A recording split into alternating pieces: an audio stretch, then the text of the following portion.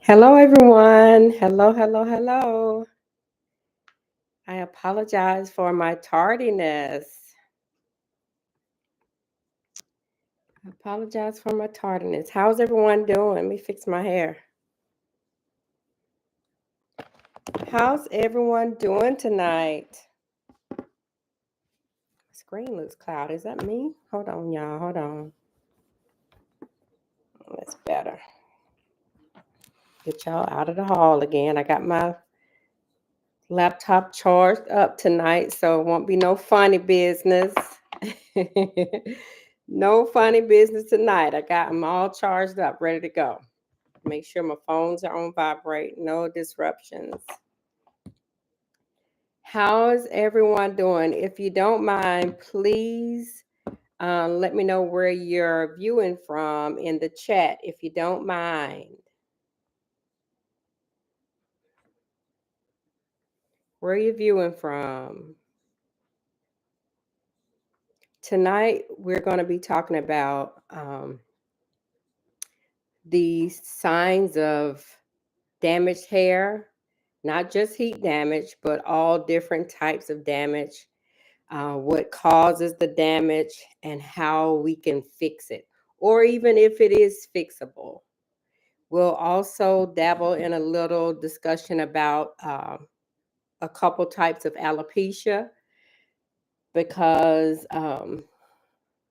in my years of doing hair, which is 30 plus years, I've seen a lot of different types of alopecia. It hasn't been until recently, in the past few years, that I've actually known the signs of a few of them. So we want to talk about that tonight as well, because 90, maybe 80% of the clients I have who I inform that have some type of alopecia, they are clueless. No one had ever told them. They never even considered the possibility. So I just want us to start talking about the early signs of alopecia, what it looks like, because alopecia is just the medical term for hair loss. And I just want us to start learning or being in tune with trying to recognize certain types of alopecia, because there are a few types of alopecia that can be um, slowed down. I won't say that they can be healed or reverted, because um, for the most part, CCCA and AA, I think, are both hereditary, genetic a lot of times. But yeah, if we could recognize it, recognize the early signs, and see a doctor, see a physician, a dermatologist, a lot of times those those situations don't have to get as bad as they often do get. Because a lot of the pictures in the video that I posted today, I think only two of the four, I think I posted four, only two of the four were aware that they had some type of alopecia. And the only reason they knew it is because they recognized it in their siblings or their parents or grandparents. So it's something that we really need to take notice of and pay attention to, because we can help it if we find it early. So, for those who have never been on a live with me before, I'm going to introduce myself. My name is Leslie. I am the sole stylist of my salon, Kinky Curly Beauty's Hair Studio, here in Douglasville, Georgia. I am about 35, 40 minutes away from the city of Atlanta. I'm originally from Birmingham, Alabama, and I've been here in Georgia for the past 5 years. I've been a licensed cosmetologist since 1993 and a licensed natural professional for the past 13 years. And a lot of people will ask, why do you have both licenses? Because the cosmetology license can cover the natural portion of what I offer. And although that is true, I just like knowing that I am licensed and certified for both. So I have both licenses. I'm a master cosmetologist as well as a licensed natural hair professional.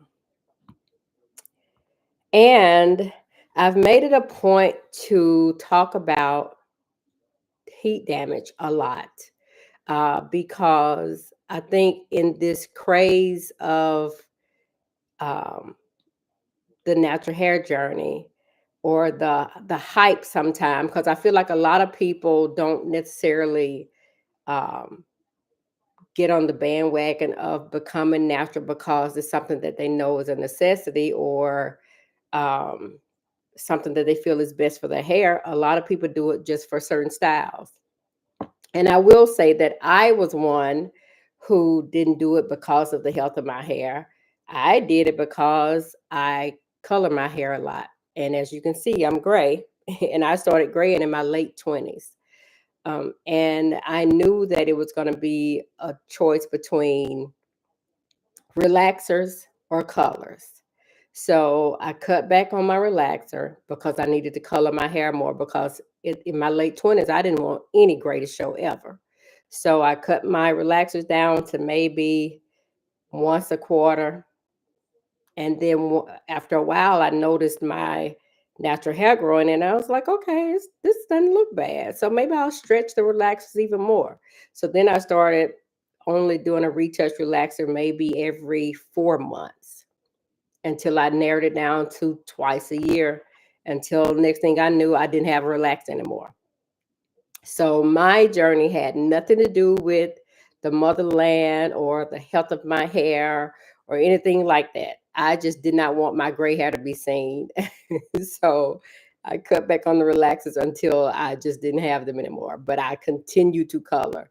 And I'm on a mission now. As you can see, I have a lot of new growth. I'm trying to decide if I want to continue to use permanent colors, or if I just want to transition slowly to rinses, because I just don't like I don't like doing my own hair, number one. And I just don't like having to put those chemicals on my locks, because I know that it's not good for them. So I'm trying to decide if I'm just going to slowly transition out of the color like I did the relaxer, or if I'm just going to cut it cold turkey. I'm still up in the air about that. Okay, I see we have some new people on. Can you tell me where you're watching from? And if you're a hairstylist, give me a one. If you're just someone who's watching to be informed because you do your own hair, your children's hair, or whomever, give me a two. And if you don't mind, I would love to see you all give me some hearts if I'm giving y'all some good information as when we get started here.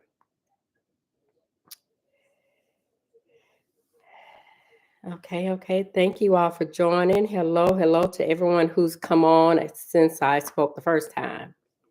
So, I am new to social media, and I say that in a light way, because although I'm on social media, before I opened the salon, I didn't do nothing with social media. My girls created my pages for the salon. Well, it wasn't a salon yet.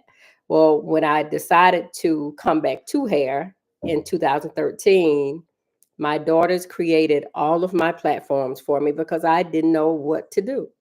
And over time, I have learned how to post videos and respond and everything like that. But I don't know the ins and outs of what a lot of this stuff does. So for that reason, I don't have. I won't say I don't have the capability. I don't know how to show y'all videos while I'm talking.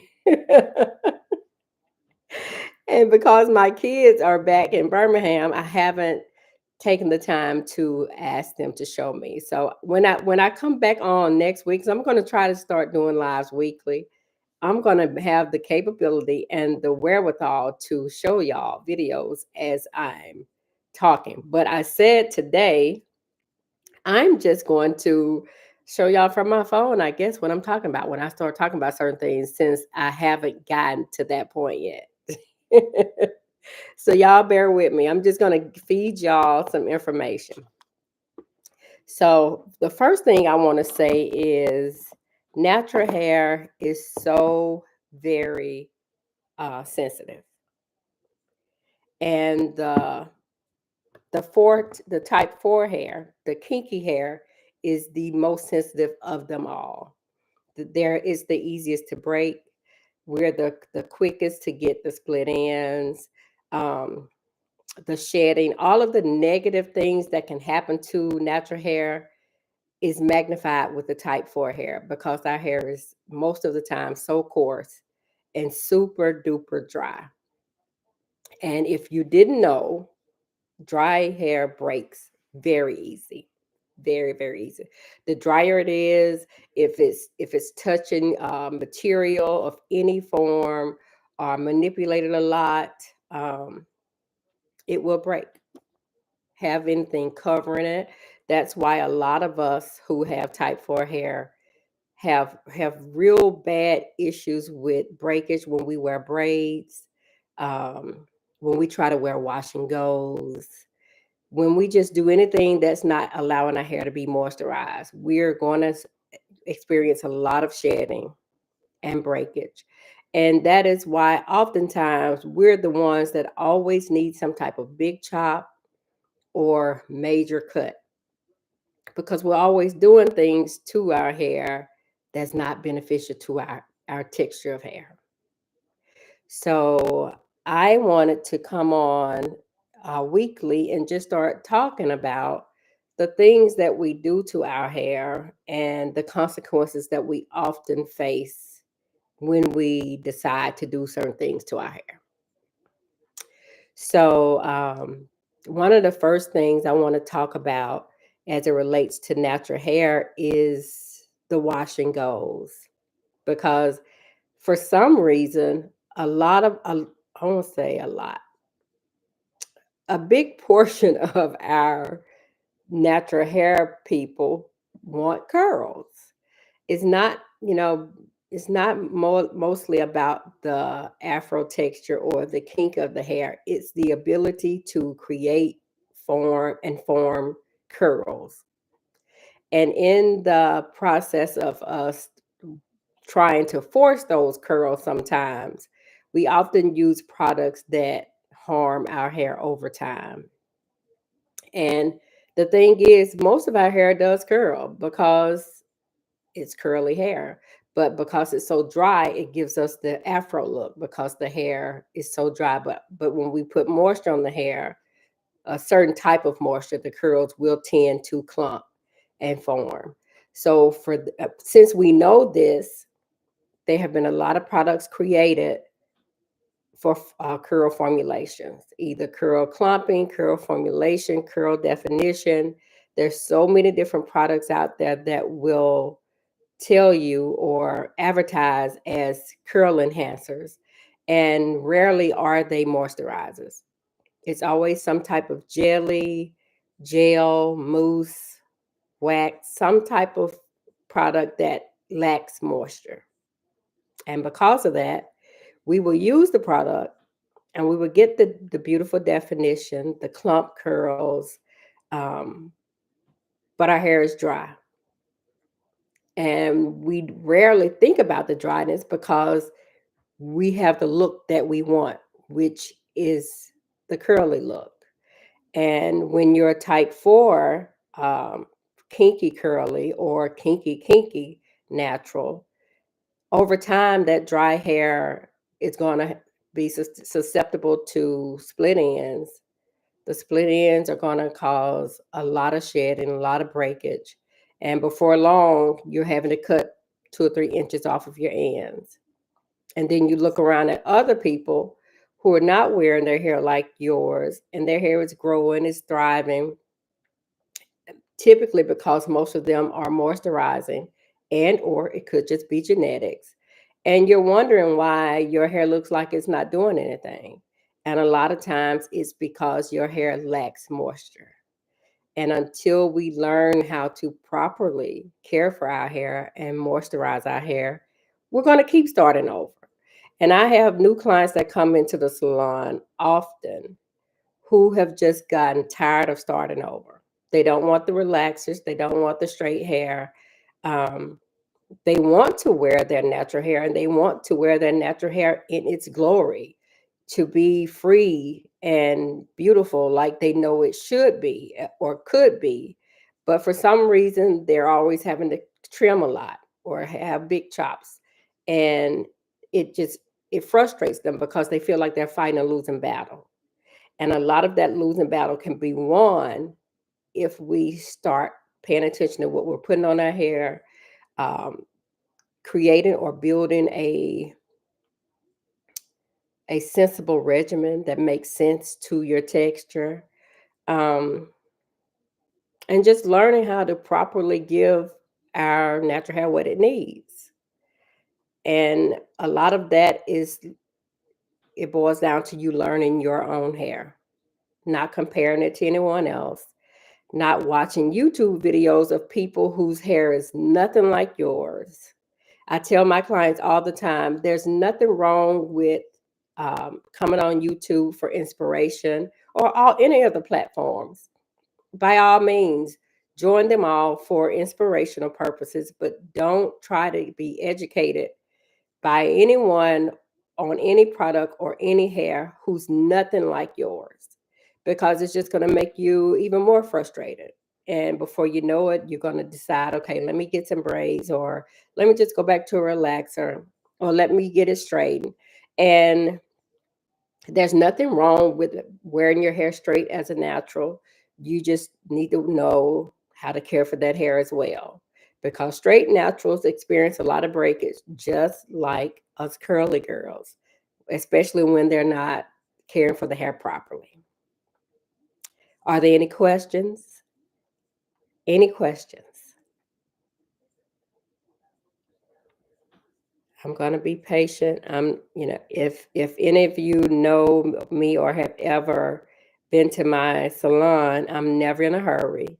I'm very patient with each and every one of my clients because I know that for so long our hair has been rushed, has been begrudgingly styled by people who just don't want to give it the time, because we've just always looked at our hair as a hassle or just too much or just something that we just don't want to deal with. So when my clients come to me, I'm so very patient. I'm so very understanding. And I am always educating my clients because at the end of the day, it's your hair. And I want you to fall in love with your hair just like I love your hair. What would you suggest for a good regimen? Your regimen needs the lock method. And I will tell you that so many people speak against the lock method. The lock method is a leave-in conditioner, your oil, and your cream moisturizer. That's your LOC, leave-in oil and cream moisturizer. I don't necessarily use the leave-in as a product per se, but my leave-in purpose is to just keep the hair awakened, just to wake the hair up. Because once the cuticles are open, then you can put your oil and cream inside the hair and on the hair and on top of the strands. Because, like I said, our hair wants moisture, it needs moisture. So the moisture keeps the hair pliable, it keeps it plump, keeps it healthy and fluffy. And once your hair is dry on the inside and the outside, that's when you get that brittle feel. You get the loud noises when you're touching your hair or your scalp, and it sounds like paper. That's a sound that, hey, my hair needs moisture. So I believe in the lock method. Um, Now there are different. I guess the history of your hair determines what your regimen could be. Everyone doesn't have the same regimen because we all don't have the same history. If you have a history of damage, then there are certain treatments you may need. There may be um, time frames when you will use your lock method more often than someone who doesn't have damage, who doesn't have a history of heat or anything like that. So it's on an individual basis. I will be offering consultations starting the end of this month. I'm going to post that on social media so that anyone who would need or would like to have a consultation with me, they are welcome to book one, and we can talk about your hair's history, what you're doing with it now, any problems you're having, and then a regimen can be formed or created. But it's all on an individual basis. But I believe in the lock method. Um, I've been using the lock method for about 14 years.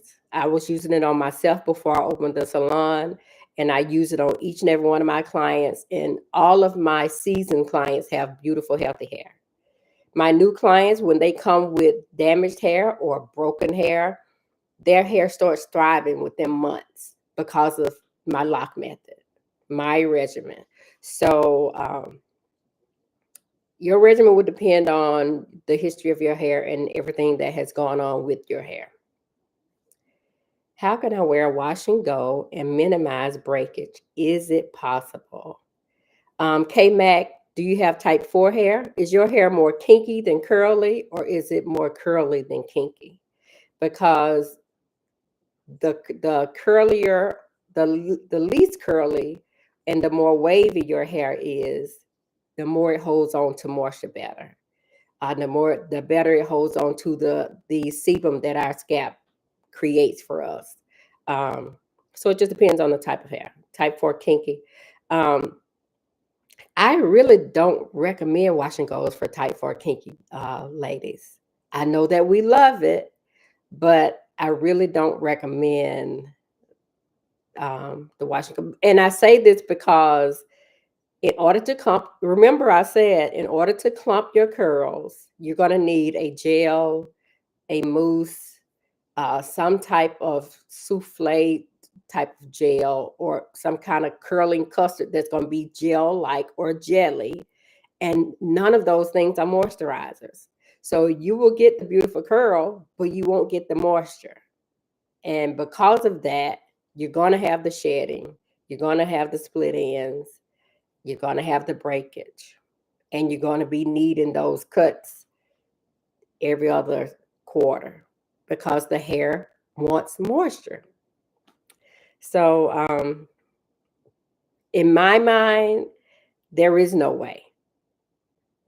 I see it all the time on social media, and I always want to say, "Let me see what your hair look like in the morning when you wake up," or "Let me see what it look like 2 days from now." I wish I could reach through the phone or the or the computer to feel it, because type 4 hair is dry. And if you don't moisturize it, it's going to be like a Brillo pad with that wash and go. And that is not good. It's just not good. You said you use your own products on your clients. Does that include shampoo and conditioner? Yes, Terry. The only thing that I don't use the only thing that I use that I don't make is my edge control. And I never advertise it because they don't pay me. If they say that they'll pay me to talk about their edge control, I will shout it all over the world. But until they come back to me and tell me that we can work something out, I won't talk about it. Now I'll talk about it in closed settings, but I'll never advertise it. They won't get any advertisement from me for free. Is it bad to blow dry your hair? Not necessarily. It's not good to use excessive heat, because that heat could give you heat damage just like your curling tool or your flat iron. So no, I wouldn't say that blow drying is bad. The thing is, I don't even think flat ironing your hair is bad. I'm just so against it because I know that most people don't give your hair the attention it needs throughout that process. Because if you're in a salon, everything is, it's fast. I got to get you in and get you out. And if you're natural and you have a huge head of hair, very dense hair, someone who's used to getting their clients out in 90 minutes with a flat ironing service, they know, okay, I got to get all this hair done within 90 minutes. So they're going to give you extra heat on the blow dryer. They're going to give you extra heat on the flat iron because they want to hurry up and get you out of there. So because of this, I just say, don't do it, y'all, especially if you want your curl. But if you can find someone or you yourself can do your own flat ironing service and give your hair the time that it needs, sectioning in small sections with one pass with minimal heat, then I see nothing wrong with it. But because I know that the majority of the time that's not happening, I just say, just leave it alone. If you want your curls, just leave it alone. Because it is not, my salon has been open, it'll be 11 years in April. And every month for the past 11 years, I have someone to walk into my salon with heat damage. And either they know and they're mad and sad, or they are clueless and then they're mad and sad. So I say, and I tell people all the time, I don't want people to think that I am a stylist basher for the stylists who do flat ironing services or offer flat ironing services. I'm just against um, you now knowing that heat damage is a thing and you're still not caring, and the consumer or the client knowing that heat damage is a thing and not checking the stylist. Like, as a stylist, you can't tell me what to do, but you can tell me what your hair needs. I I think stylists will receive it better if you would explain what your hair needs and doesn't need versus can you do this or can you do that.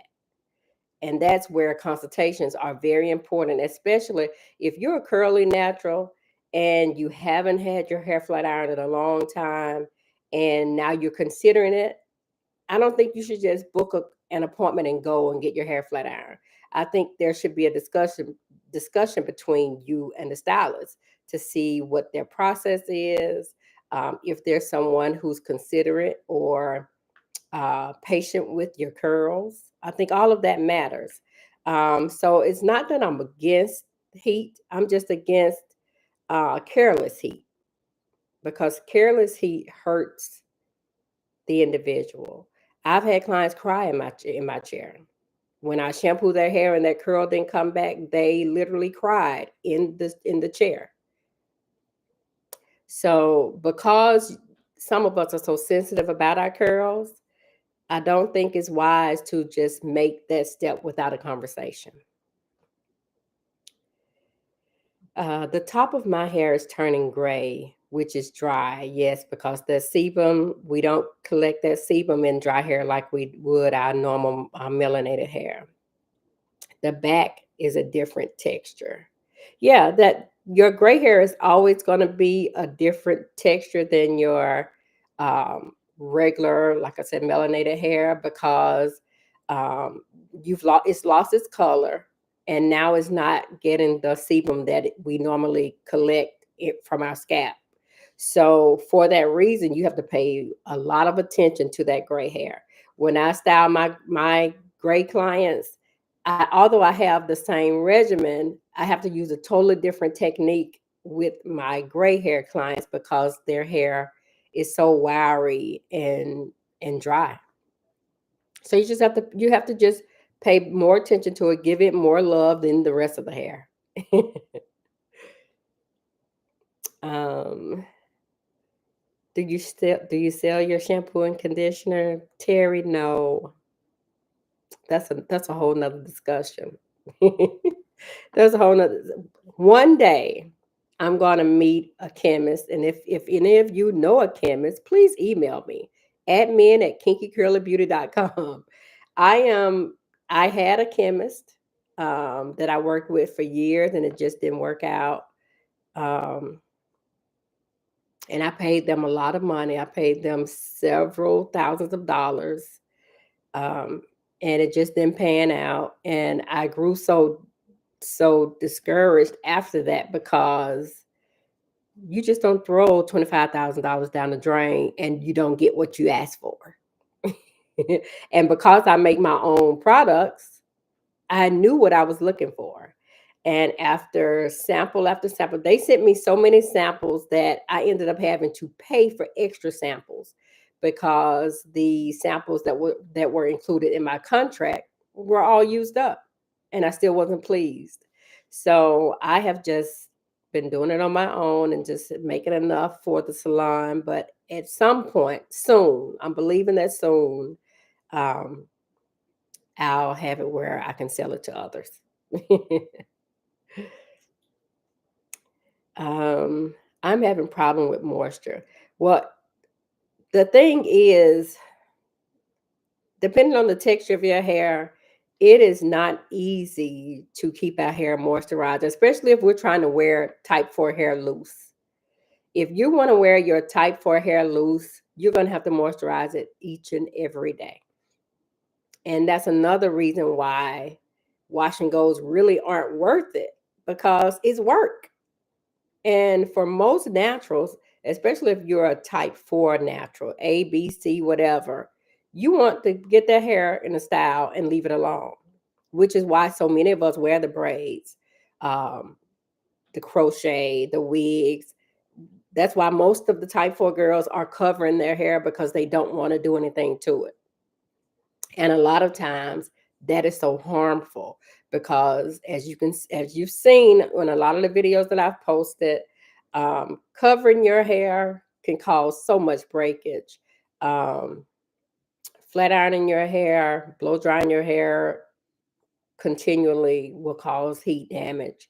And the thing is, if you don't care about losing your curl, then by all means, blow dry and flat iron as often as you like. You still need to make sure you're getting protein, a lot of treatments to keep their hair strong so that it won't want to break or shed all over the place. But that's doable. It's doable. But if you want to have the best of both worlds, you have to really be careful with your hair and give it all the treatments and the love and moisture that it needs. Um, how can I tell if I need protein versus moisture? That is a great question, K-Mac. Um, a lot of times it depends on the history of your hair. I always recommend protein before flat ironing and after flat ironing. I also recommend it before braids, but I recommend protein before any major service that's going to alter your texture or um, crowd its space. And anything that's going to have your hair dry for a long period of time, I always recommend protein before a high lift color or after a high lift color. Protein. Um, so if you don't do that, that's when you get the excessive shedding, the breakage, and all this type of thing. So most of the times, if you get breakage, shedding, um, after a color, a flat ironing, braids, a lot of times your breakage is from the things that you've done to your hair, the styles that you had. Now, if you're getting shedding, excessive shedding, breakage, and you haven't flat ironed your hair and you haven't colored your hair or you haven't worn braids, most of the times it's because you haven't moisturized your hair enough. So it kind of depends on your history. If you have a history of color, you have a history of heating tools, braids. Most of the time, that dryness and breakage is from the service that you've had. If you haven't had those services and you know you aren't moisturizing properly, a lot of times that breakage and shedding comes from the lack of moisture. It's just Like I said, it's an individual basis and it depends on your history. If you're doing both, if you're coloring your hair and you're not moisturizing it well, if you flat ironed your hair and you haven't had it treated or moisturized well, same for braids. It could be a mixture of multiple things. So it just depends. Thank you. I do it myself twice a month. Very good information. I appreciate it. You blow dry your hair twice a month. What are you doing when you're blow drying it? Are you just wearing it blown out? Are you styling? What type of style are you doing? Great information because I feel like I shouldn't be moisturizing my hair daily. So when your clients have your updo, they still have to add moisture after a few days? No, they don't. And that is because number one, I style my clients' hair while it's damp. And I'm incorporating my lock method throughout the entire creation of the style. So what I'm doing is I'm locking in the moisture. I style their hair wet. I sit them up on the dryer, lock that moisture in. Then I complete the style and they're going to go on about their business. All my clients have to do is oil their parts and any type of hair that I've left out. So say for instance, my clients have the updo with the curly two strands. They'll just oil their parts because think about it. I've already put the moisture in. The moisture is locked in. So all they have to do is just oil their parts to continue the locking of the moisture. And the hair that's loose, it's getting drier quicker than your flat twist because your flat twists are flat to your scalp. Our scalp is warm. So that hair stays moisturized. When I don't care if my clients wear their style 5 weeks. When they take their hairstyle down, that hair is still moisturized. But now the two strands that are hanging, the curls that are hanging, they don't stay moisturized because they're not close to any body heat. The elements are drying it out. So for their curls or their two strands, they're moisturizing those curls and or two strands, however often they need to, maybe twice a week, maybe once a week. It just depends. But no, there's very little work that they have to do with my updos. If you wear two strand twist, how often should you moisturize? It depends on your history. If you have healthy hair, no type of heat damage, no color damage, um, just a healthy head of natural hair. For my twist, because I use the lock method when I do my clients' two strand twist, they can go maybe a week without any moisture. And then after that first week, then they'll apply their oil and cream moisturizer. And that's all they'll do. They'll just get a few pieces of hair, squeeze that water, not water, squeeze that oil and moisturizer on it, and just go on about their business. A blown out updo. Okay, she. Um, are you having any issues with breakage or shedding? Are you having to trim often? I wonder why these message retracted. I wonder what that is. Told y'all I'm new to this. I'm new to this, so I don't know what that message retracted mean. Do y'all know what that means? I want everybody messages to get through. Can you explain how to use your oils? I see that you have two different kinds. Are both needed? Sometimes. I have a conditioning oil. Sorry, I have a conditioning oil, and that base is extra virgin olive oil. And then I have the sealing oil, and that base is castor oil and um, goodness, I just got a cloudy. What is it? Grapeseed. Castor oil and grapeseed is in the sealing oil. So the sealing oil is thicker than the conditioning oil. Now, my clients who have average density hair, I recommend the conditioning oil because it's a light oil. My clients who have very dense, coarse hair, I recommend them use both because You don't want to have to use the sealant oil often because it's a thick oil, and you may not necessarily always need something that heavy. So they can start out with their conditioning oil, as something that they may want to use 2 or 3 times a week, or they can use the sealant oil after they shampoo their hair. If they're shampooing at home, they can use it when they're after their shampoo and conditioner. Um, they can use it on their two-strand twist. Anyone who has issues retaining moisture, I recommend the sealant oil because it's a thicker oil. But if your hair is healthy, no issues with retaining moisture or moisture retention, the conditioning oil works perfect. You are so welcome. What should you use to moisturize the leave out hair? Whatever your cream moisturizer is, and then seal it with your oil.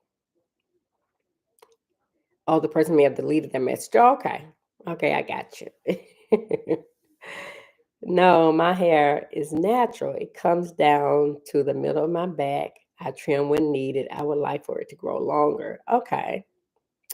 Well, maybe try wet styling. Because if you notice on the videos that I post, my client's hair isn't wringing wet. It's not dripping wet. It's just damp. I just don't blow dry it. So try styling it for 30 days with no heat and see if well, I wouldn't say 30. 30 isn't enough. But I don't know because so many people have issues styling damp hair. If you can style your hair damp, try it for a couple months and see if you see any major changes. You should, but try it for a couple months and see if you see any changes. But I feel like there needs to be some type of forum where the stylist and the clients can just discuss these concerns, because there's got to be a better way than just blow drying and styling, because it doesn't work. There's no reason that we can be a part of this natural hair journey for more than a decade now, and so many of us still have issues with damage.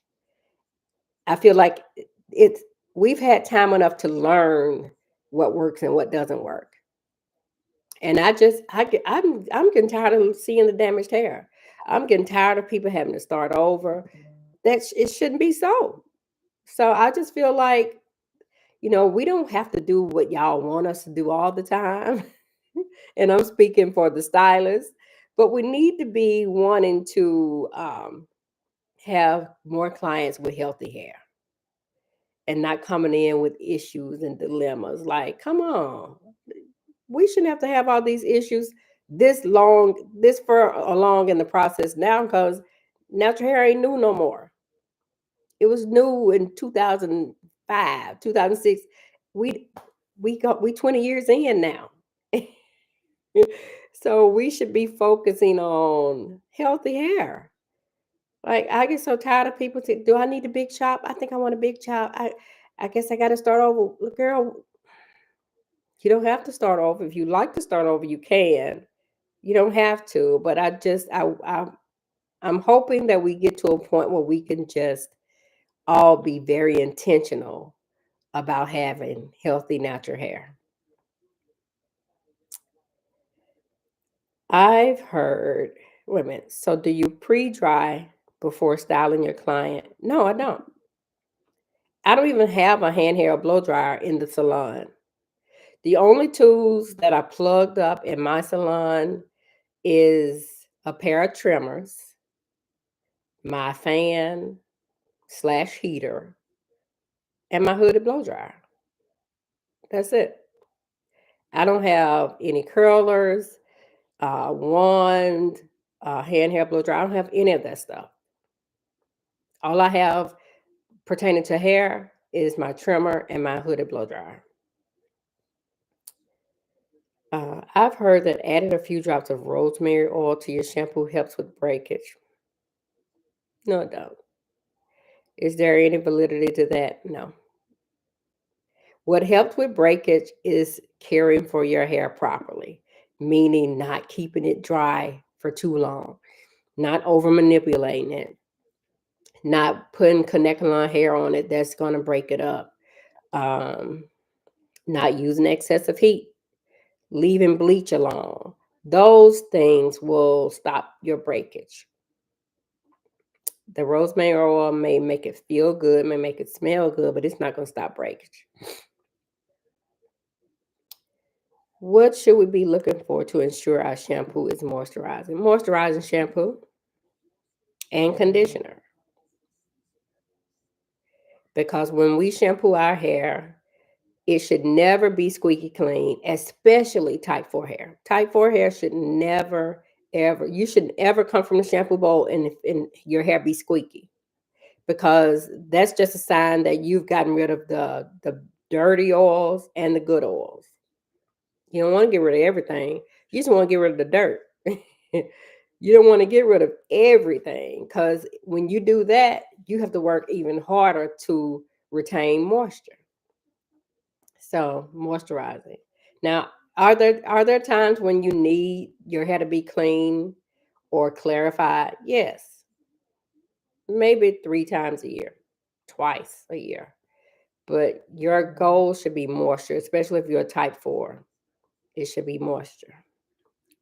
When my clients sit in my chair, they are done with the big chops. They are done with the excessive trims. They are done with the major cuts, because I give their hair what it needs.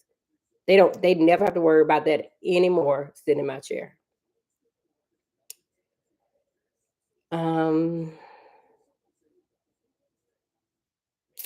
what should we be looking for to ensure our shampoo? Oh, is that I already said that.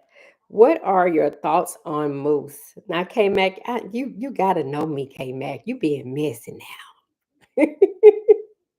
You being messy, K Mac. You gotta know me. Is this my K Mac from Baton Rouge? Um, too drying. I assume cream would be better for type 4 kinky hair and mousse only on occasion. Well, I will tell you this. I never recommend mousse, because mousse is another one of those products that are curl defining. They're a molding, it's a molding product, which means that it has alcohol in it to keep your hair in place. And natural hair needs moisture. That's why I always say moisture is key, because I'm talking to the type 4 people. I have a love now, and I can say I'm biased when it comes to type 4 uh, naturals, because so many people don't like us and our hair. So, because I know that there is a bias against us, I love my type 4 ladies. I love all my ladies, but I give my type 4 ladies extra love, because I know that throughout the entirety of their life, somebody has said something negative to them about their nappy hair, or ooh, all that hair. Ooh, what you gonna do with that? Or, ooh, what you want me to do with that? I love those ladies super hard, because I know the criticism that they've gotten all of their life most of the time. So when I say moisture is key, I am talking directly to those ladies, because I need them to know there's nothing wrong with your hair. Your hair is beautiful. I don't care how kinky and coarse it is gorgeous. It just needs moisture. If you moisturize it, you can style it however you want to style it. You can not style it, but it will flourish. It will be just as beautiful and healthy as it could be when it has the moisture that it needs. So I just say, girl, if you got to use mousse, do you some rods. I think that's the only thing that I would use mousse for. Just a loose head of rods. But to style my two strands, my flat twist, curling my twist on the ends, no, I would never use mousse. Never, ever, ever. Because I don't want my client's hair to break. Your ends are the oldest and the most fragile, because they're always more susceptible to friction with your clothing or any other type of material. Um, so your ends need more moisture than anything. Your roots are always going to be good because it's getting the warmth and the sebum from your scalp. But your ends need the most attention because they're always super dry. Always super dry. Do your clients ever wear their hair out? I have clients who wear twist outs and wash and goes in the spring and summer. And I always tell them to not make it a habit of doing it too much. But I never recommend it in the cool months because the cold weather is so harsh on our hair. But yes, they do. They do wear wash and goes and or twist outs and flat twist outs in the spring and summer. And I'm going to tell you a little story about one of my clients. I don't see her on here, so but she know I talk about it all the time. Um, she has hair that she can wear in a wash and go or in the up styles. So I encouraged her to start wearing her hair loose sometimes in the warmer months. And she would do it periodically, but then she got to a point where I didn't see her any of the summer. And she's one of my colored clients, and I'm very intentional about reminding them to keep their hair moisturized because that color can be dry to our already dry hair anyway. So I would see her on Instagram with her wash and go hair looking all cute, and I just send her a little message and say, "Hey girl, make sure you moisturizing that hair. Your hair is beautiful, but remember, those wash and goes don't have moisture in them, and you're gonna cause yourself to need a big cut." So she, okay, I'm moisturizing it. So, like I said, I didn't see her all that summer. So she comes in maybe Septemberish. She's never been local. When I was in Birmingham, she wasn't local. Now that I'm here in Georgia, she's still not local. She lives in Virginia, Maryland, Virginia area, DMV. So she comes in, and I instantly see that her hair is so much more shorter than it was when she left, maybe in April or May. And I said, "Now, I told you to keep this hair moisturized. Why is it so short?" And it was so short because the product that she used to have those beautiful clump curls wasn't moisturizing her hair. And like I said, the ends are the driest and the most fragile. So if you're keeping those curls clumped and they're rubbing on all this fabric and material and everywhere, and you're in the elements, those ends are getting dry, they're going to split, they're going to break, and then you're going to start needing all these trims. And that is exactly what happened with her. Now, she stopped doing that. I think she stopped maybe midsummer of last year. She finally stopped because she could see. I showed her before pictures when her hair was so much more beautiful, so much more longer. And then I showed her her current present. So she stopped, started getting her updos, started keeping the hair in one place, leaving it alone, keeping it moisturized. So we've come a long way. So hopefully this upcoming spring and summer, she'll do like I said, wear your wash and go a couple weeks, get rid of that wash and go, moisturize your hair, put in some two strands or whatever, and just going about your day because our hair needs moisture. You cannot negate the fact that dry hair is not good for us. Dry type for hair is not good. And she's a mixture of, she may be a 4A. She's a mixture of curl and kink. So she could get away with the wash and go, but not for long periods of time. Curl butters work great for wash and goes. Curl butters provide so much moisture. However, you do need to shampoo regularly. Um, I don't know anything, and that's the thing because I make my own product. I don't really know about a lot of these products. So, what do the curl butters do? Are they a mixture of gel and cream? Is washing hair weekly too often? Y'all trying to get me in trouble. Y'all know I have relationships with dermatologists now that will tell you all to wash your hair weekly. Y'all trying to get me in trouble. Well, in my experience with type 4 ladies, like I told y'all, I love my type 4 girls. The kinkier your hair, the more coarse your hair, the more I am rooting for you on your journey because, like I said, most people don't. I do not recommend shampooing weekly for my type 4 ladies because our hair is already so freaking dry.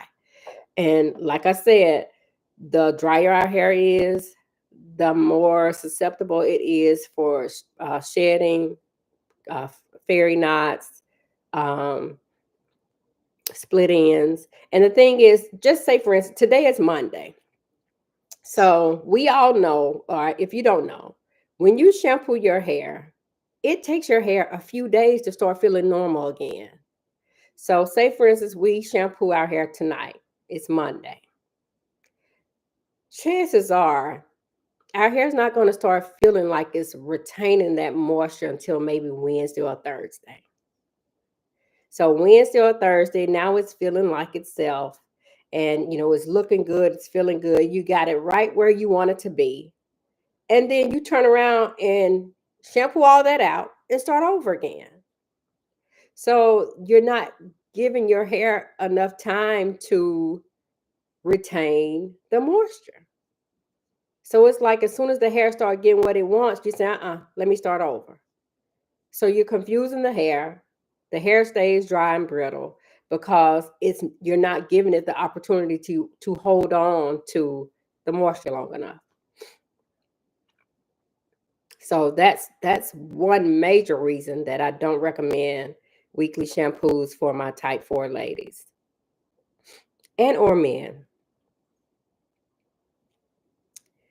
Let's see what else.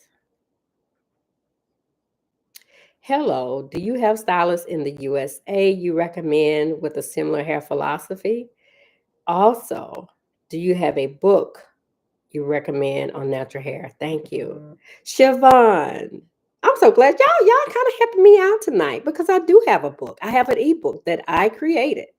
And this ebook is something that I recommend for all naturals, new and old, because there are times I know with my clients, I have clients that have been with me since day one. And I always have to remind them how to stay on track because life be life and people be forgetting, especially if you're a wife, if you're a businesswoman, if you're a mother. Like a lot of times we're the last person on our minds. If you're a father, you busy handling things, making everything work. You're not thinking about yourself. So I created the ebook in I want to say 2017, 18, and it's only $24, and it is amazing for your natural hair journey, your healthy natural hair journey. I talk about everything. I talk about protein treatments, trims, your moisture regimen, you name it. Let me see. I'm gonna pull it up. Let me pull it up on y'all. What we 58 minutes in. Let's see if I can find it. I'm going to tell you exactly what's in it.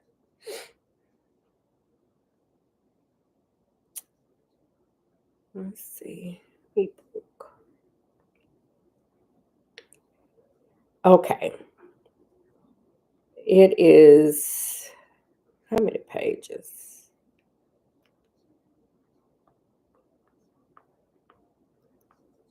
It is 25 pages. Well, no, it's 28 pages. 28 pages. And the topics are why you shouldn't shampoo too often, why co-washing is not good for you. Co-washing is like having a dirty pair of jeans and putting them in the washing machine with um, dryer stuff. Like there's no There's no soap to get the dirt out. It's like you're wetting it and you're making it smell good, but the dirt is still there. And when I've had people to come to me and say, "Oh, I co-washed before I came," all that co-washing does is take that dirt from your strand and put it on your scalp, because you don't, the cleanser in it isn't hardy enough or heavy enough to remove the dirt. It just moves the dirt from your hair to your scalp. So I don't like co-washing. um, your scalp needs moisture too. How to prevent extreme dryness.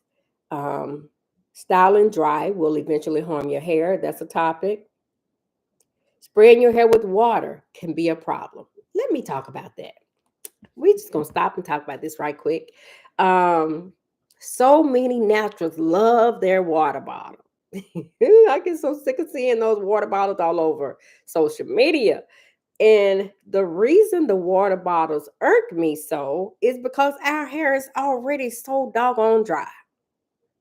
And that water bottle, if you're not following up with enough good moisture, long term moisture after that water bottle is just making your hair even drier, causing even more breakage, even more shedding. Because I use the analogy of when you get out of the shower. When you get out of the shower, if you just air dry and don't put anything on your body, you're going to be itching and it's just going to be so unnerving because your skin is just going to be so, ugh, you need moisture. The same goes for your hair. Like, that's why I say my leave-in. My leave-in is always a spray leave-in.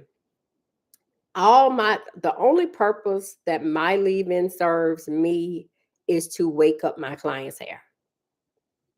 If I didn't need to open those cuticles, wake that hair up, I probably wouldn't use leave-in. But that's the only purpose that the leave-in serves. And I'm intentional about using a spray leave-in and not just water, because when water dries, it leaves nothing. When your leave-in dries, it leaves some form of conditioning, which will allow your hair to be soft. And that is why most of the type 4 women who only use leave-in and oil, they end up with just dry, oily hair by lunch, because that leave-in has dried up. And if your hair is very coarse, very dense, and typically very dry, you just gonna have dry, oily hair. And that's not what we want. And over time, that dry, oily hair is going to start shedding. Those ends are going to start splitting. And then you're going to find yourself in somebody's chair and they're going to be saying, I need to trim off about 2 or 3 inches. And you're going to be like, why? I've been spraying it like I'm supposed to spray it. I use my leave-in and my oil. Yeah, it's not enough. And because we're so stuck on that spray bottle, that leave-in, we find ourselves still at level 1. And then you're feeling defeated when your neighbor over in the cubicle across from you, her hair is flourishing. It could be that she has a different texture. It could be that she has moisture retention. There could be a lot of different things, which is why we shouldn't compare. But if you keep your hair moisturized, your hair will also thrive. What else? The purpose and the need for protein treatments, how to prevent frequent trims. The beautiful thing about shrinkage is our friend. If you don't have shrinkage, then you have damage, either chemical damage or heat damage. If you pull your curl and it doesn't bounce back, you have some type of damage. So shrinkage is your friend. And I tell my clients all the time, if you focus on the health of your hair and not the length is guaranteed to come. It's inevitable, because once your hair is healthy and you're giving it what it needs, it's going to grow. So don't let length be your focus. Let health be your focus. And with your focus being on the health, the length is going to come. That's why I tell my ladies who come in with real bad heat damage and or chemical damage, let's not cut it. Let's just treat it, style it, keep it up, and then we'll just trim as we go.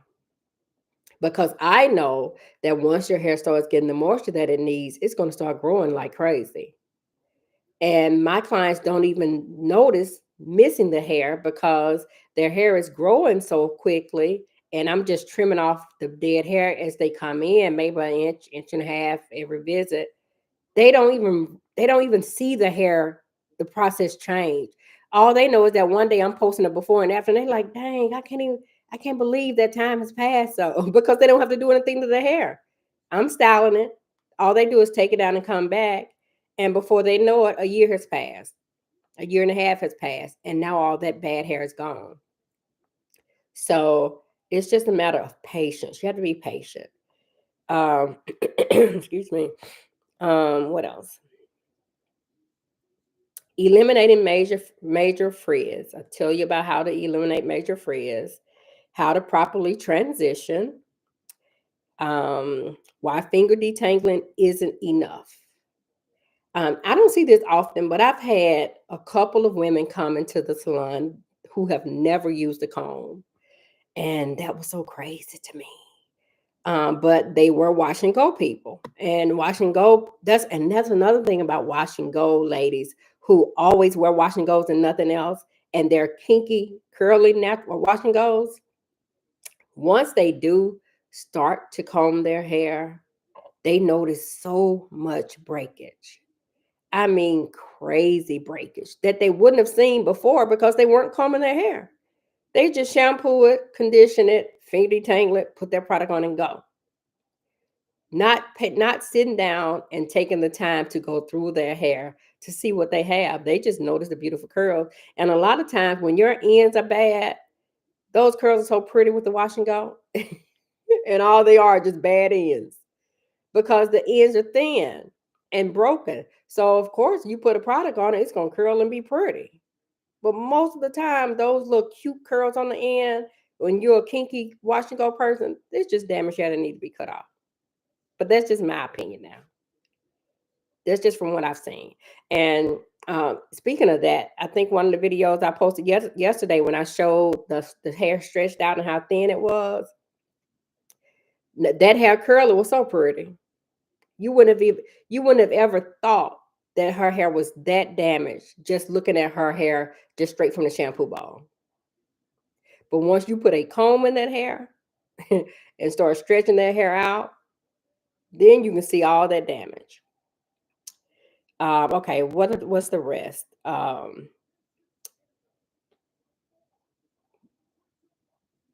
Flash drying.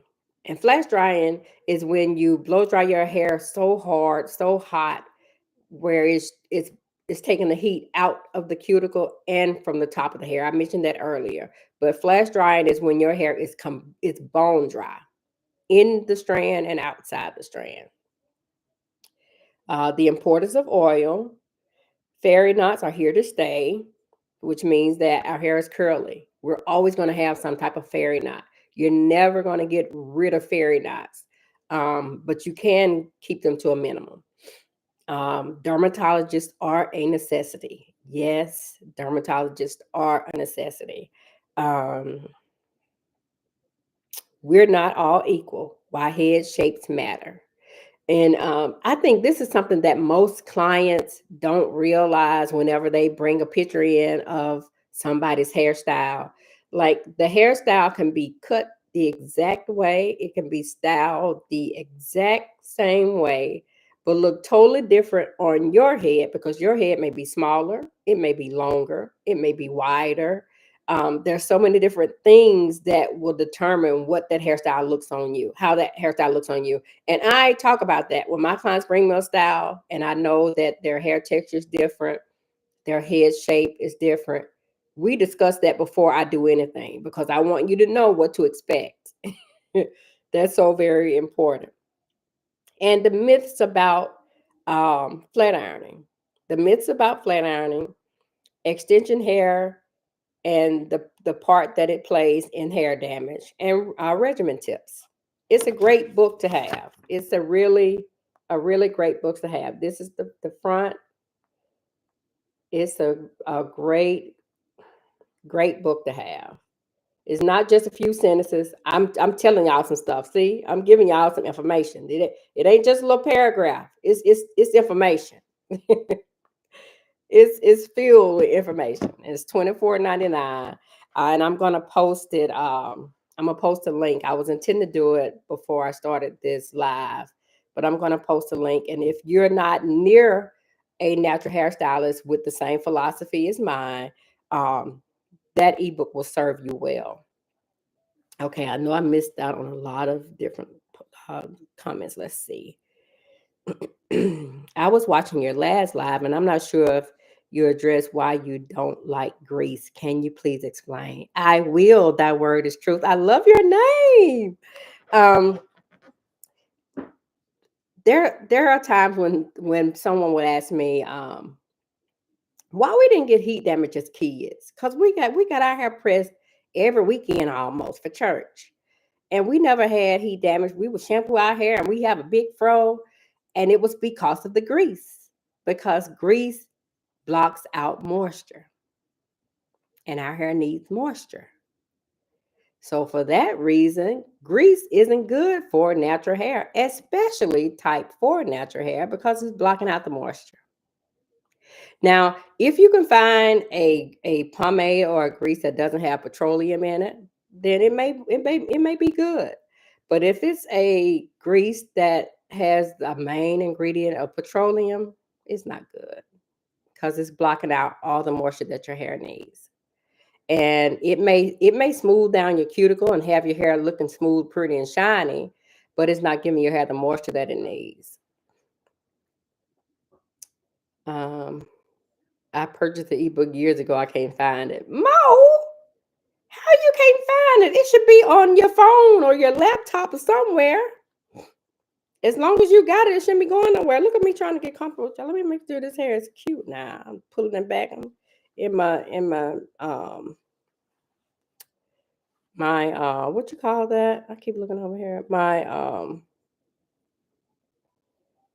I keep getting brain fog. Menopause. That menopause got me hot. Got this sweater on. Okay. Thank you for sharing. Where can I get it? Okay, let me see. I'm gonna see if I can post it in here. I wish I had a moderator on here. I'm gonna get big after a while. I'm gonna show y'all. I'm gonna be in here ready.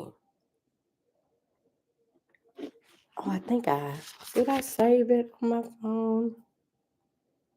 Let's see, y'all. Now I can post. I'm gonna post here how to book the consultation, and then I'm gonna find the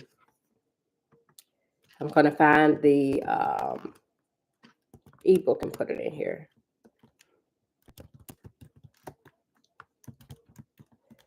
Got me working and getting hot.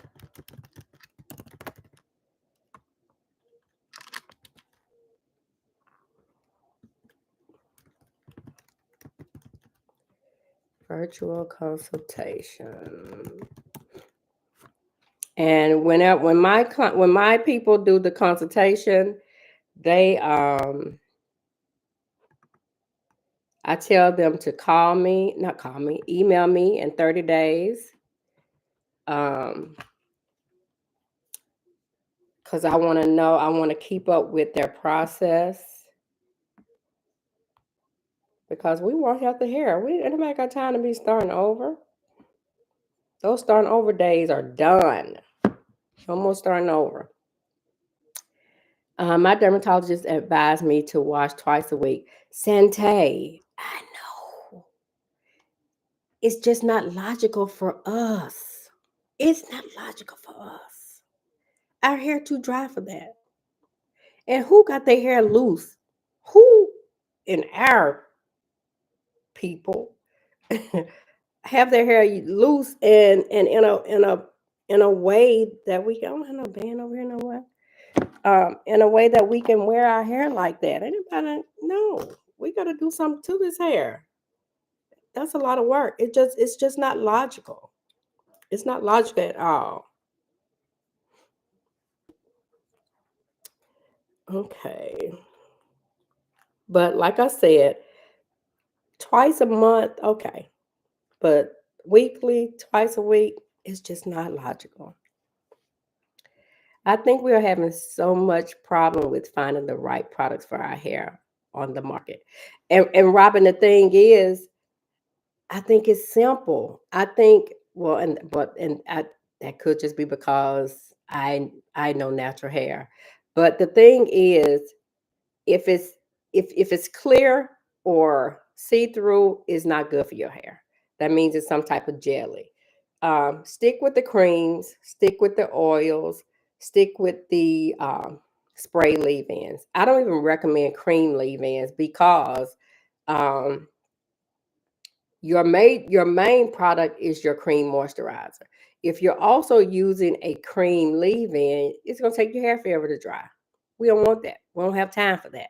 So spray leave-in, really good oil, um, and your cream moisturizer. That's all I have in the salon. Now I have my color products, but products for my clients' hair, my tub of cream moisturizer, my sealant and conditioning oils, and my leave-in. I don't have no whole bunch of stuff in the salon. No, it's not needed. Get you a really good and see, we need to have a personal setting because, like I said, I ain't name dropping nothing for free. But get you a really good cream moisturizer, really good oils, leave-in. Of course, my oils are great. I'm going to have a sale this weekend, buy one get one free. So stay tuned for that. Um, but my oils are great. Um, get your really good leave-in cream moisturizer, and you will do well. Now, I will tell you that if your hair isn't, if you're not properly moisturizing now, if your moisture retention isn't good now, it's going to take your hair a minute to start holding on to that moisture. So, say for instance, your hair is always dry, and now you're listening to me, and you're going to go get you a leave-in oil and some cream moisturizer and start moisturizing your hair. For the first week, it's probably going to feel like it's not doing anything. But then going into that second week, if you're intentional, because when you first start this regimen, you can't do it once a week. You probably can't do it twice a week. You're gonna have to put that moisturizing oil on your hair several times a week for that hair to start realizing, okay, she's giving me something that I like. I like this. I think I want to hold on to it. And then after a while, it'll start holding on to your cream and oil for longer periods of time. So it's not a overnight sensation. It's going to take you about a week or so, and then if you're steady on it, your hair will finally start feeling good. You'll find that you won't have to moisturize it as often anymore, and then you'll see your hair thrive. And I'm telling you, it's been working for me for 14 years. It has not failed me in 14 years. I have clients with long hair that has never had long hair before. It's nothing special that I'm doing. Now, of course, I have a technique. I have my techniques, but I'm just using the lock method. So this is why I always say moisture is key. Oh, I saw a heart. Y'all not giving me no. Now y'all telling me I'm giving y'all some good information. I don't have no hearts. All I should see is just hearts coming up there because I'm giving y'all information that I normally don't. I only give this information most of the time in the salon, in a classroom setting, or in my consultation. Least y'all can do is just hit that heart. Girl, give me some hearts. Told y'all I don't know how to do this stuff.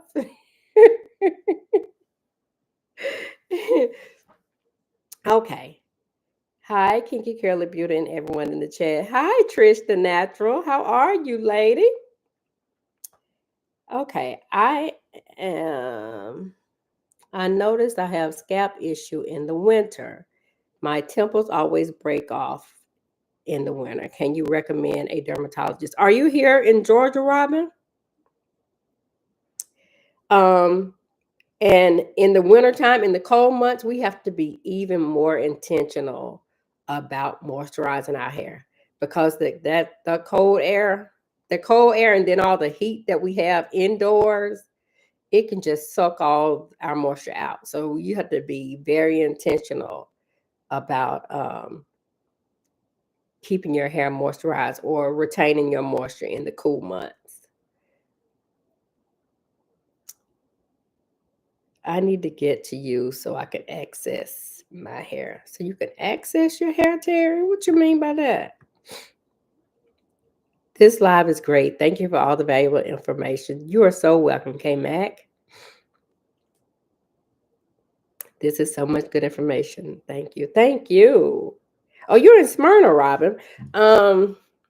If this information so good, I need to see some hearts. See, ignore me, y'all, because whenever I'm watching a live, I'm like, if they say something about hearts one more time, I'm doing it. Like, oh, I hear you. I'm trying to listen. But Robin, I only have, let me see, because the ones that I have here are more focused on skin than hair.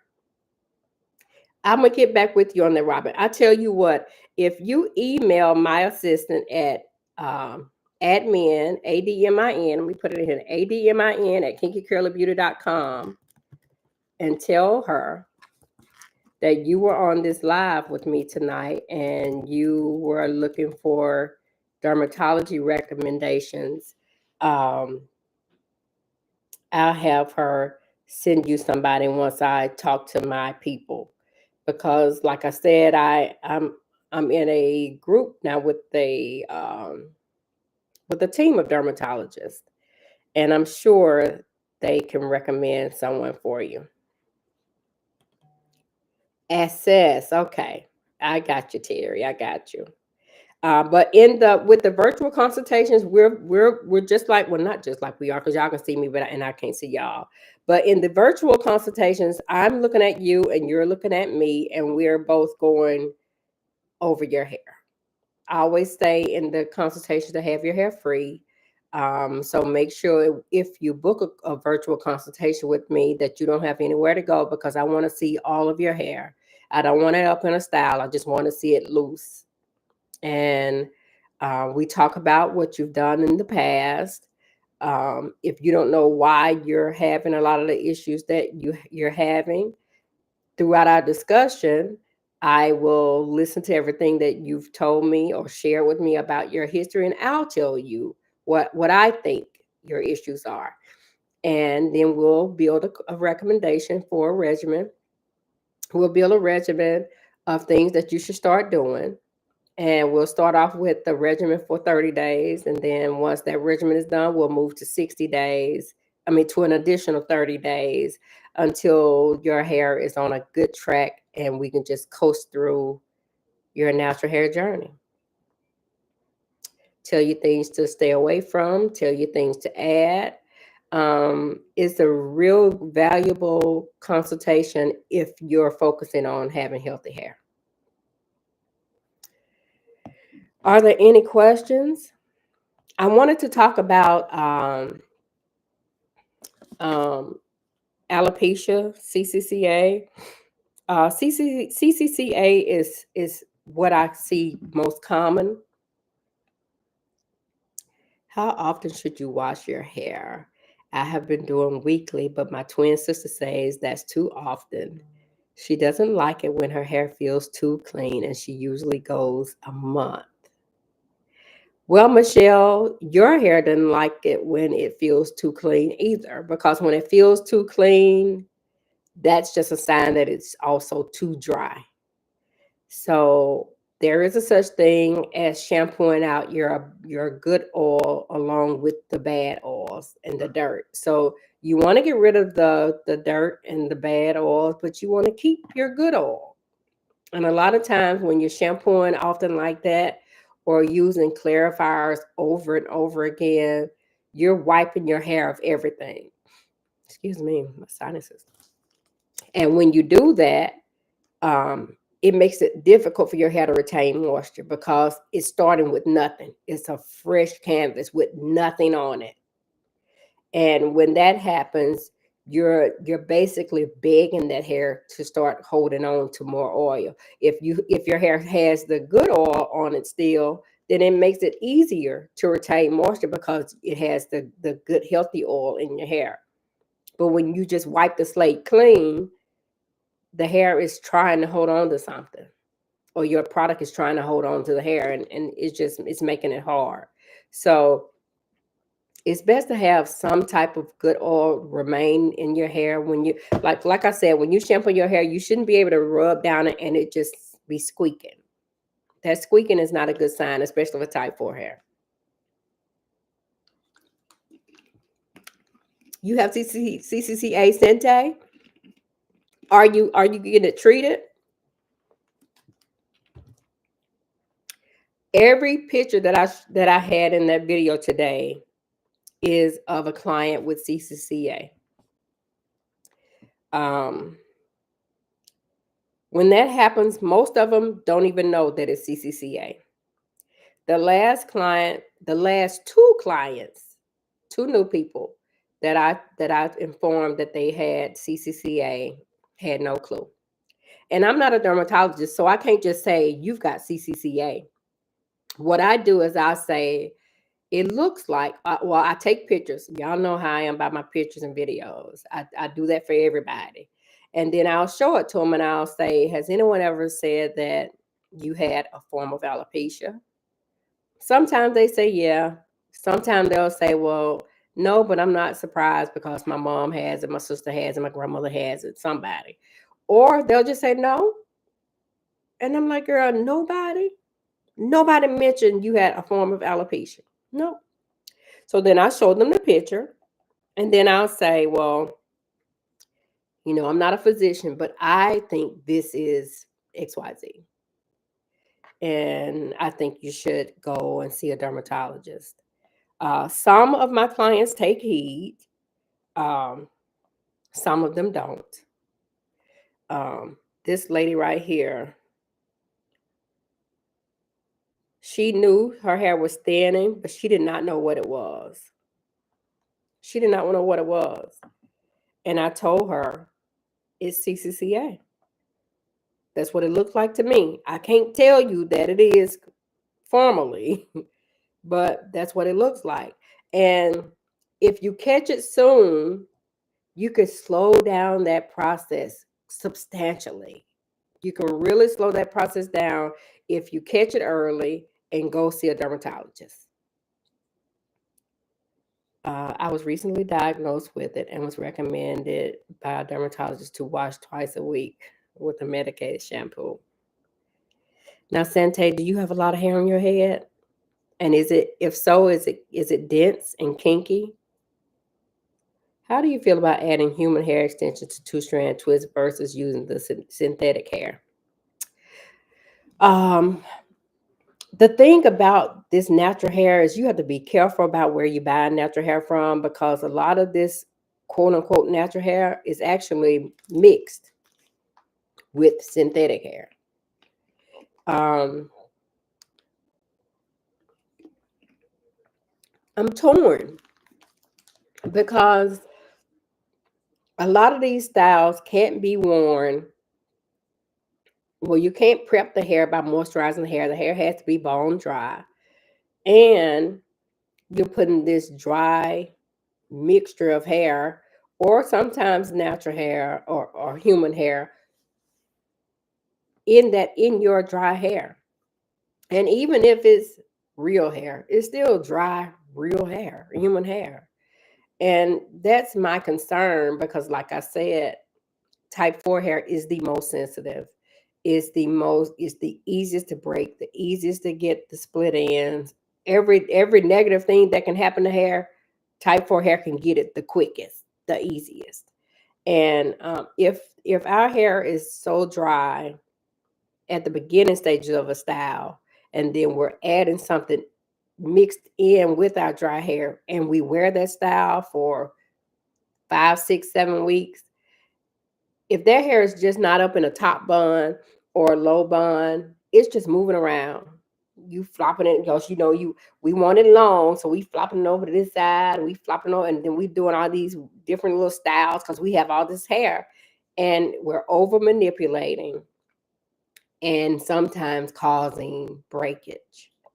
So that's the thing. Like, if you could get something like that and just leave it be, get you a top bun and just leave it in the top bun, or a low bun or whatever, and just leave it be. It may not be that bad, but um, I would be too afraid of the breakage. But if you don't care, a lot of people don't care. I have a niece that doesn't care. She just does not care. And me being her aunt, I'm always fussing at her about her hair. She don't care. And my philosophy is, everything is a trend. I had a Jerry curl in middle school. I loved my Jerry curl in middle school. I don't want a Jerry curl today. So styles fade. So the wig thing may not be a thing in 10 years. So if you don't care about your hair now, when the wig phase leave, what are you gonna do? Because you just don't care about your hair up under that wig, and then after a while, when you 35, it's like, okay, wig's not in style no more. Now what you gonna do? You could be coming to me and I'm gonna be old and it's set in my ways, honey, and I'm just gonna be telling you to go on with your hair. So we just really need to care about the future of our hair. Okay, the style may be cute, but what about what's going to happen when you take it down? It's just, I don't know. I'm just going to leave it like that. I don't know. I feel like for 2 or 3 weeks it wouldn't be bad, but 2 months, 3 months, I think that's a terrible idea. Um, yes, low density now due to CCCA, but I agree it's very difficult to wash twice a week for 4C. Absolutely. And if your hair is 4C and you have CCCA, you want to keep that hair moisturized because you want to keep what you have. So are you doing steroid treatments, or what type of treatments are you getting by your dermatologist? Hopefully you're getting some type of treatment. Are you doing red light therapy, anything like that? Because I'm telling y'all, I love hair. I love styling hair, but I don't fool with no damaged hair. I mean, like I would treat it, but I'm not trying to do all these beautiful styles on damaged hair. I want to treat that hair. I want to get that hair looking good, feeling good, thriving. And then we can become excited about styling. I'm not studying styling if you come in and sit in my chair with a whole bunch of issues. We need to fix the situation, the issues first.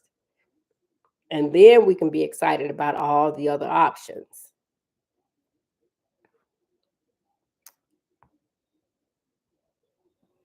But be intentional about learning your hair, ladies and gentlemen. If there are any gentlemen on here, be intentional about learning your hair. Don't put the burden on your stylist.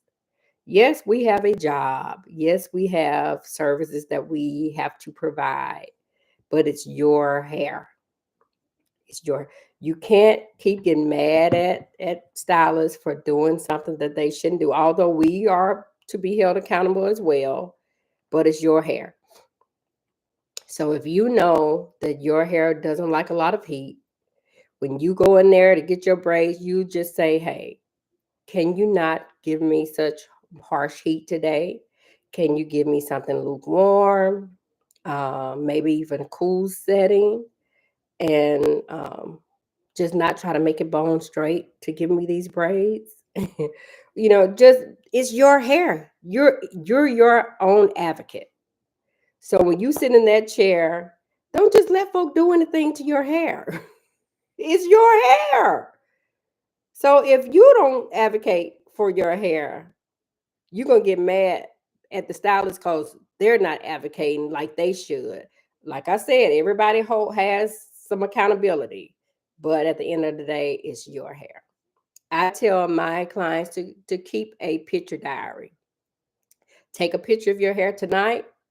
Take a picture of it again in 30 days. Take a picture every 30 days. If it's looking shorter, if it's looking brittle, and it wasn't looking brittle the first 30 days, then you sit down and you say, okay, what have I done this month that's got my hair looking crazy like this? What do I need to eliminate? What can I do better?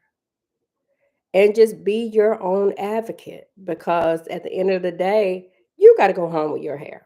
We don't. Now, somebody like me, it matters to me that your hair is healthy. It concerns me when your hair is not healthy. Now, in that aspect, all stylists are not the same. Some stylists just want to do their job and get paid and send you on about your way. They don't care. But a lot of us do. But in the event that you're in somebody's chair who doesn't care, you got to care. And you've got to be the person to say, hey, my hair can't take this. My hair needs that. And if that person can't give that to you, then go and sit in somebody else's chair. It's just that simple. We are everywhere. You can find one of us everywhere. Now, will all of us give you what you need? Absolutely not. Which is why I have clients that come from all over. Um, and somebody asked me about if I had somebody else, and I read your comment and I didn't say anything, but no, I don't. And that's I really hate that I don't, there are very few people, well, I won't even say very few people. I don't know anybody that does hair like me or has the same philosophy as me, especially one who believes in safe protective styling and not blow drying before. Um, Now, can we do better at forming a circle? We could, we should. Maybe that need to be something that I take the initiative of doing, is to create a family um, for consumers who are intentional about the health of their kinks and curls, because we have natural stylists that are flat ironing all over the world, but there's so few of us who are focused on the health of the actual textured hair. So that may be something that I need to look into. I think I did that once before, and there was a stylist who said that she too had the same philosophy as mine. I sent somebody, or she was in the live with me. One of the people who were viewing the live made an appointment with them, and the lady wrecked her hair. And it was at that point that I was like, see, that's why I probably need to get my own little community, because she probably shouldn't have went to her when I don't know who this lady is or what she's offering. She eventually came to me and I fixed her hair, but I hated so bad that she found that lady on my live. I hated that because I am so intentional about healthy hair. I'm so intentional about my clients' hair not being damaged long. And that is one thing I tell my clients when they sit in my chair. If you stick with me, you won't have this damage long. If you stick with me, you won't have to deal with this 18 months tops, and it's over. Because I don't like sending my people out looking crazy, number one. And I don't ever want to be the cause of anyone's damage. That's why I don't flat iron. I could flat iron if I wanted to, but I do know that you can do everything right and still have the risk of heat damage. You just can. And in a salon setting, when the clock is ticking and you have appointments set, you got to get people out of there. I understand that. But I feel like there has to be a way that you just make the time to make sure that everybody's hair is tended to properly and the curls are cared for properly. And since I know that's not what God called me to do, I just steered clear from it, because initially when I opened the salon, I did a little bit of everything. I did crochet braids, I did locks, I did box braids, I did everything. And then one day the Holy Spirit said, "No, I just want you to do loose natural hair." There's a loctician, there's somebody with a flat iron, there's a braider on every block. But what I want you to do, I don't see, there's not a lot of people doing it. So this is what I want you to do. And when I heard the Lord tell me that, I took all those other services off of my books. So all I do is loose natural hair because I know that there is a need out there for it. Initially, I didn't understand it. I was scared. I just felt like, what you mean? Like I know how to do all the other stuff though. But now I understand. Now we're almost 11 years in. I get it. I understand that the need is great. And I'm just grateful that he chose me to be one of the people who meets that need. And now I'm being led to talk about the damage that we're incurring because, like I said on the post, you go on social media, all the platforms, Pinterest, Instagram, Facebook, you see all the beautiful hairstyles, but no one is telling you that the damage that a lot of these styles are creating, the consequences behind a lot of our favorite styles. And a lot of our favorite styles have great consequences that come with them.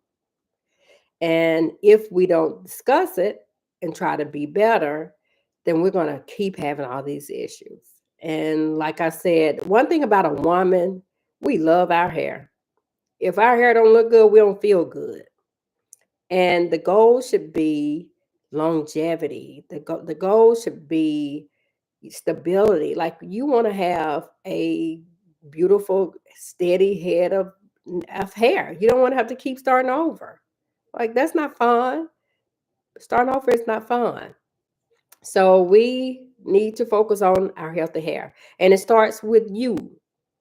It starts with you because we can only do what you allow us. Now, I know a lot of us do what we want to do, but if you tell us, hey, I don't need that, I don't want that. And if that person says, well, this is how I do it, then you politely get your purse and your coat, your rain boots, whatever else you brought with you, and you go find you someone who's going to take care of your hair like you need to. Yeah, I think a lot of people say, well, she just did it. Well, why? Why did you let her just do it? Get up and go find you someone that's going to care for your hair. I do things a certain way. You cannot bring the only thing you can bring to my salon for me to use is your medicated shampoo. You can't bring me nothing else. I will use your medicated shampoo because I believe in obeying the orders of a physician. But you can't bring me no styling products. If you want to use that styling product, you take it to somebody else. And I got to respect your wishes and you should respect mine. But with that being said, if I'm not giving you what you need, you're supposed to go to somebody else. Don't just sit in my chair and let me do everything to you. The good thing about me is my goal is healthy hair. But what if it wasn't? You got to be your own advocate. Got to be your own advocate. Are there any other questions? Let's see. How do I make a consultation? I put the link, it's up right on top. I pinned the link. That's the link above is the link to book a consultation. I only have a few dates out there now, but I'll more than likely be adding a few more um, sometime next month. It won't be anytime soon. Does your DMV client see other stylists in between her visit with you? From time to time, she does, and she complains every time. Like the last time she came, was it last weekend she came? She had gone to somebody and they gave her some two-strand twist. She didn't like the two-strand twist, but she don't like to do her hair either. So I had saw her on Instagram and I saw her hair. I knew that and I'm the type of stylist. I don't get mad when y'all go to somebody else because that's just like Church's Chicken, Popeyes, and KFC. Sometimes I'm in the mood for KFC. Sometimes I'm in the mood for Popeyes. If if they're treating you well, that's your prerogative. But a lot of times my clients, they never like to go to anybody else. But if they can't get to me, they have no choice. So she went and got her hair done with somebody out in the DMV area. And when she came in for her appointment with me, she said, I told my family now when I come back, you're going to see it look in a totally different way. It's going to be moisturized, it's going to be neat and pretty. And if it was up to her, she would come every month because there was a time when she did come monthly, but then she changed jobs and the position she has now doesn't allow her as much freedom as she did with her previous job. But she made it a point to tell her family, just watch when I come back, you'll see the difference. So yeah, she does. Um, can one's hair grow back with CCCA? Any tips with growing it back? Yes, Amber. If it's caught early. If you let your pores close, if you start getting scarring, then it's not coming back. But as long as your follicles are open, and you just have early signs of CCCA, yes, they can give you something to help their hair grow back. Yes, ma'am. Um, Thank you for sharing your wisdom. Would love to purchase your ebook. Where can I find it? Okay, did I read that? I'm sorry. Thank you, Kayla. I'm so glad y'all are here with me tonight. I have the ebook linked in the chat right here, and I will tell you, you have 6 days to um, download the ebook to your device. You can download it to every device you have. Once you download it to your device, it's yours forever. I have mine on my phone and my laptop. You can put it on your phone, your laptop, your tablet, wherever you want to put it, you can put it. But you have to download it from the site within 6 days. What is the difference between shampoo and a clarifying shampoo? Um, Regular shampoo is just like a regular mild cleanser. Your clarifier is like your shampoo.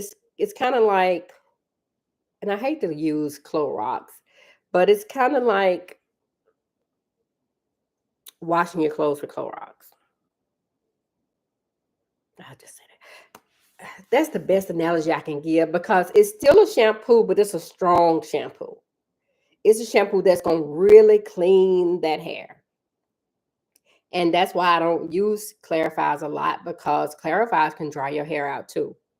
Because they get, a lot of times they'll get the bad oil and the good oil. So it's kind of like a shampoo with Clorox in it. Or let me stop. Erase that. Not shampoo with Clorox in it, but a stronger version of your normal shampoo. I hate I said Clorox. Just forget I said Clorox. But you do know that, when you want to get something really clean, you put your Clorox in your wash. But it's just a very strong shampoo. I hate I said Clorox. That's gonna bother me all night, probably even tomorrow. But yeah.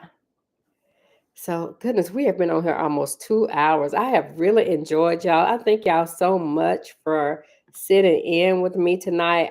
When I tell y'all that I love hair and I love our people so much, and I want us to be on this journey enjoying it and having healthy hair. And a lot of us get so discouraged and frustrated because we can't get it right.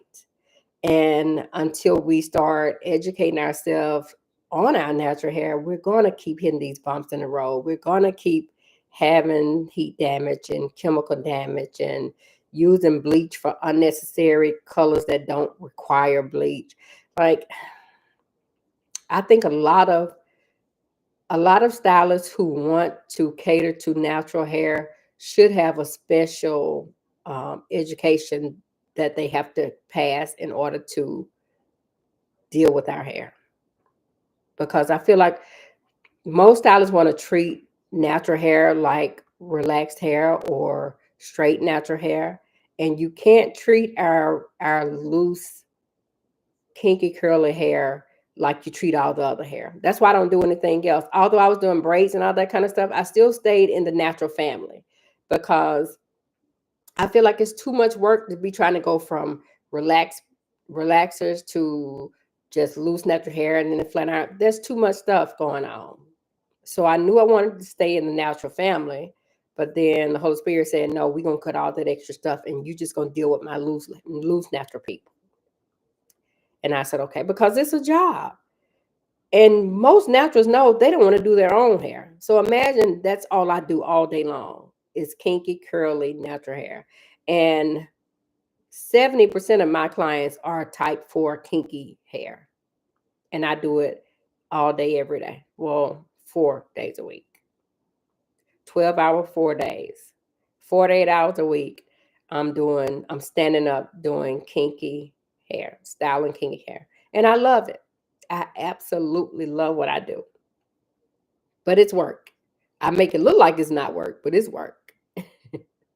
So the goal is to not be the only one who feels this way about natural hair, about my type 4 ladies. And I won't say natural hair because um, I go to a many of expos, many hair shows, and for the most part, I rarely see type 4 models. I see a lot of curly girls. I see a lot of braids. I see a lot of weaves. I see a lot of flat iron ladies, but I rarely see many type 4 ladies. They just don't want to deal with us. And our hair is the most beautiful hair. My styles look the best on my type 4 ladies. My type 4 ladies' hair are the masterpieces. They always, my styles really show what I want them to show on my kinky hair ladies. I'm always so proud of my work on my kinky hair ladies because the hair be hairing. It does. It stays put exactly where I put it. It's not trying to curl out of the twist. It's not trying to move out of the flat twist. It stays put. And I just wish we all cared about our hair like I do. And I want us to start to love our hair for real and learn it, and not just wear a style and take it down and go do it again. Learn your hair so that once you do start, if you start having early signs of some form of alopecia, you would know it right off the dime. As soon as you look at your hair in the mirror, you're like, something different. What's going on with my hair? Something looking different. Because you know it. When you open that hair up, I tell people the easiest way to find out if you have CCCA is to pay attention to your parts. If you have a regular part and it's not wide, it's just a regular part, fine. If you notice that part is looking wider, you're seeing scalp where you shouldn't be seeing scalp, then that's a sign that you have some form of alopecia. If you have a little bald spot and that it's getting a little bit larger, then you may have AA. You may have a form of alopecia. I can't believe I'm on this live with my head like this. But yeah, you have to start paying attention to your hair. It's your job too. It's our job and it's your job. It's your job first. I have been natural for 13 months. My sister has been natural for 5 years. She gives me a lot of encouragement. The first chop was trial and error. I had to learn my hair and not compare it to others. Yes, that's the number one thing to not do. Compare, because most siblings have different hair. My sister hair was a looser grade, a looser curl. Um, on all of our childhood pictures, her plaits would lay so pretty. Mine would always be caught like I've been fighting with somebody because I have the coarser texture of hair. But it's terrible to compare. It's absolutely terrible. That's why I tell my people, there's nothing wrong with going on social media for encouragement, but make sure you're watching someone whose hair is very close to yours. It almost mimics yours to the T. Cause then you know what to look forward to. But if you're a type 4 kinky girl and you're looking at a type 3 and she got huge flowing curls, you're going to be looking at her, desiring what she has, and will never get it. And with that mindset, you're never going to be happy with your hair. So, yes, be happy with how God made you and just enjoy your journey. Be intentional about learning your hair. I cut my hair off and it no longer grows. Well, it should grow, Amber. If your follicles are still open, you're still healthy. If you don't have any type of medical issues, it should grow back. Why did you cut it off? We got 5 minutes, y'all. I'm getting off here at 2 minutes. You know these folks they don't want to watch your video if it's too long. Oh, CCCA. Okay. Oh, I forgot. I forgot. My apologies. Okay. Um. Now, did you find it early? Did you notice it early? You know, girl, all of us have vitamin C deficiencies. Well, I won't say all of us. Most of us have vitamin C deficiencies. You caught it early. Um, wow. So were you getting any type of treatment, any steroids, any oh, okay. I got you. I got you. Yeah, those that thyroids are something else. Thyroids are something else. So just shampoo? You need to ask you need to ask your dermatologist if your follicles are still open or do you have a lot of scarring? Because when you have scarring, there's no coming back. Um, that's all I was told to get the shampoo. Hmm. Maybe that might mean you have scarring then. They said they were open, but it doesn't grow. Are you doing red light therapy?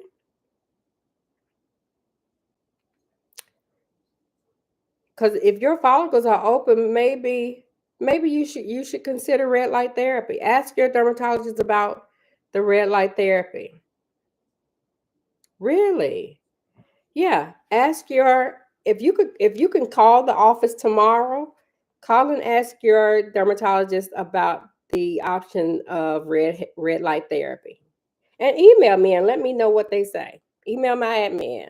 I guess I should have put that on there too. I should have pinned. Can I pin more than one thing, or I just have to pin for one thing? But email my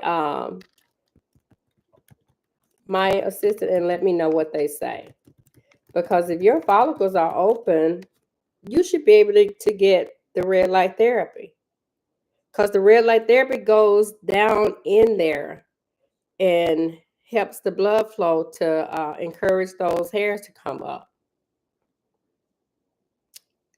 It also helps with density as well. So see what they say about the red light therapy. Okay, y'all, we've got 2 minutes. Are there any other questions? I have so enjoyed y'all, so thoroughly enjoyed you all tonight. And now, of course, this is going to be left up. Now, when I come back, I'm going to figure out a way to have videos playing in the background when I want y'all to see something. Now, I know how to put a background up there, so I guess it's just a matter of me making the video for y'all. So when we come back next week, if y'all come back with me next week, I'm going to have presentation for y'all. I'm going to try to get all fancy. You're so welcome, Amber. You're so welcome. If you all are not following me, please follow me at Kinky Curly Beauty on Instagram and or on my Facebook page, Kinky Curly Beauty's Hair Studio. I would appreciate it. And of course on here on YouTube. I'm trying to do better with going live because I want us to be educated and no one else is talking about it. So why not me? Why not me? Oh, good. Now, am I'm so bad at pronouncing names. Is it Lamise? I hope I said it right. I'm glad your husband was listening in. I hope he got a lot of good information as well. I hope he got a lot of good information as well. But like I said, y'all, please follow me here on YouTube. If you're on Instagram, follow me on there as well. It's Kinky Curly Beauty on Instagram. Kinky Curly Beauty's Hair Studio on YouTube. I mean on Facebook. And I guess I'll be seeing y'all. Since there's no other questions, I guess I'm just gonna stop it at 2 on the dot. So did everybody get what they were looking for? Did you get any information or didn't get any information that you thought you were going to get?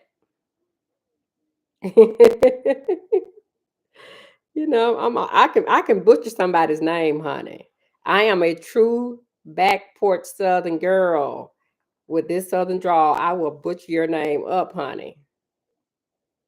Y'all are so welcome, so welcome. Well, I will try to come back every Monday. If it's not a Monday, it's going to be a Tuesday. And we're going to talk about this natural hair, and we're going to talk about it until y'all get it and can be good on your journeys.